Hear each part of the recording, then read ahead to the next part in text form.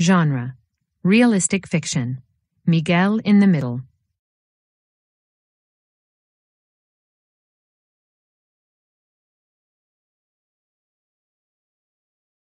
For as long as I can remember, I've always been in the middle. I'm the middle child in my family. I've always sat in the middle of the classroom in school. Even my first and last names, Miguel Martinez, start with an M, the middle letter of the alphabet. Luckily, I'm also in the middle of a large circle of friends. Most of them are classmates in school. Well, at least they were until now. You see, I started middle school in September, and the transition from elementary school caused some painful changes for me. All of my closest friends go to a different middle school in the area because of the way our school district is mapped out. The only classmate I know from my old school is Jake, who's a genius in math, but since it's not my favorite subject, we never became friends. Another big change is that I'm no longer situated in the middle of the classroom. My seat is now in the front row. Also, my new teachers shovel tons more homework at us, especially in math, than we used to get. So you can imagine why my heart wasn't exactly dancing when middle school began.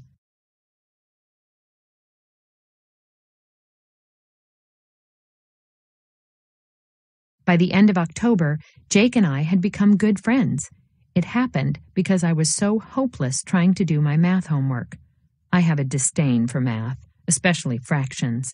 To me, fractions are a foreign language. I may as well be trying to learn Greek or Latin. So one day, I approached Jake after school. "Hey, Jake," I began. "I was wondering if you could help you with the math homework, right?" he said, completing my sentence. "Sure, I'd be happy to help you, Miguel."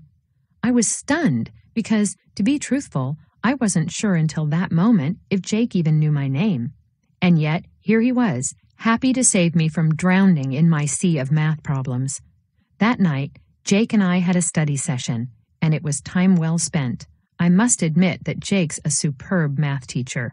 He used slices of pizza pie to explain the idea of eighths and sixteenths, and by the end of the night, I finally understood why 8/16 is the same as 1/2.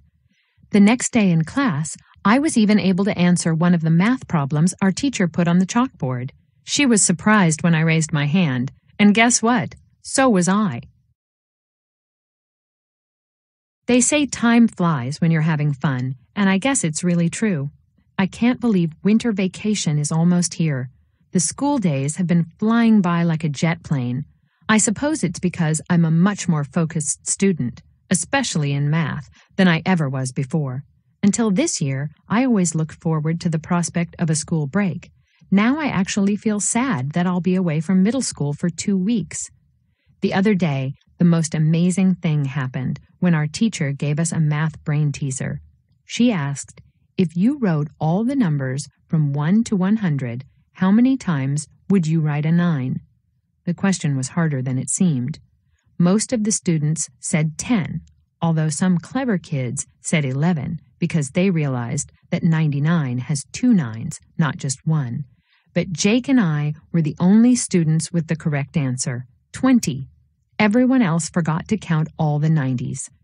Jake and I plan to hang out during the winter break. He promised to show me the math museum downtown. It won't just be us, however, since all my new friends from middle school will come too.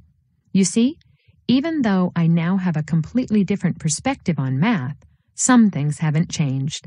I'm still in the middle of a large circle of friends.